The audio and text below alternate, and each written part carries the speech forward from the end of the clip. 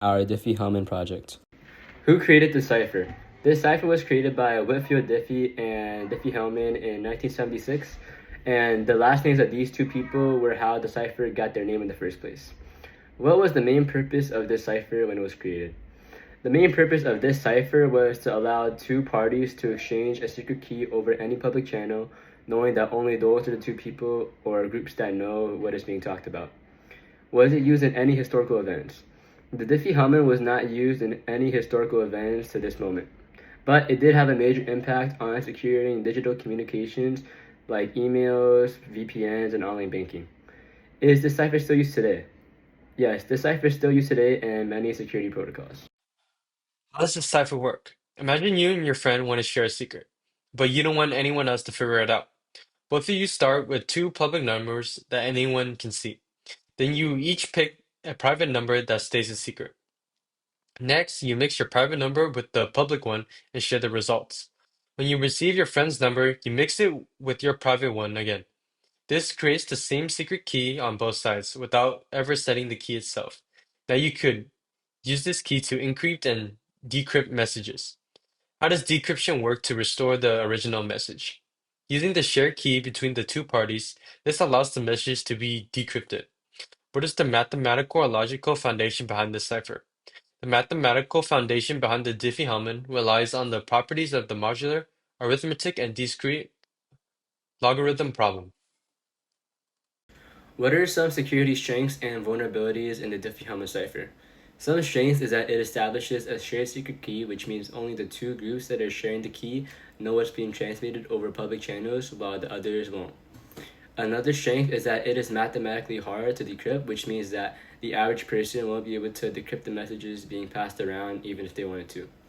Another strength is that it is used in things like VPNs, which help secure your Wi Fi, SSH, and TLS, which are used for secure communications. Some weaknesses in the Diffie-Hellman is that there's no authentication required, so anyone could do it. It is vulnerable to the man-in-the-middle attacks and logjam attacks, which downgrades the signals around the cipher, which makes it easier to decrypt. And some attack methods are brute force, man in the middle, which requires authentication to prevent. And since the cipher has no authentication, it's really hard to prevent. And some comparison with other techniques is the ECDH, or the elliptic curve Diffie-Hellman, which is a more efficient and secure version of the actual Diffie-Hellman, so it's better. Real world applications. Is the cipher still used today? Yes, the Diffie-Hellman is still used in modern encryption today, but it is recommended to proceed with caution if done so. This is because attackers executing man-in-the-middle attacks can decrypt messages being passed around since authentication is not required. Where is it applied? The Diffie-Hellman is applied in banking by helping secure bank transactions, communications, and online sessions. It is also applied to password security as it adds a layer of security to prevent exposure of passwords during transmissions and could also help improve stronger password security.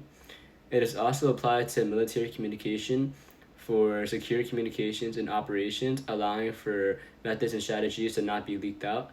And it is also applied to web security since it is a building block for modern web security, ensuring that users can communicate securely while trusting that their privacy is protected.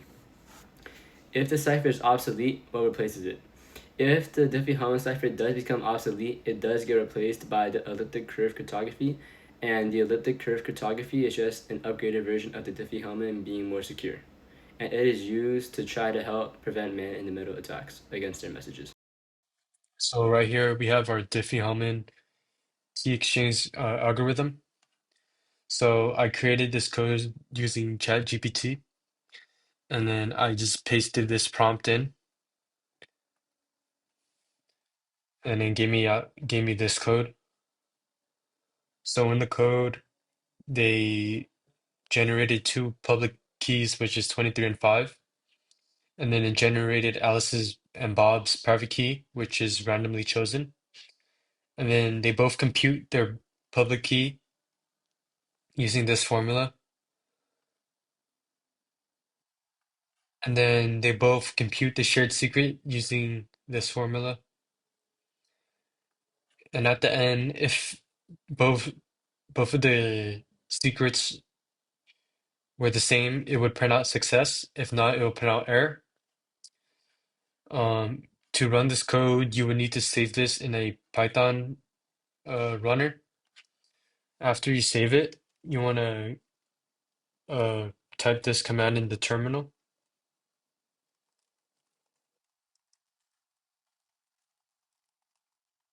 So this will take you to the desktop directory. And now you want to copy this code. So as shown, it prints out all the shared keys in the code, and then it was a success because they were able to match it, and both of the shared secrets were the same.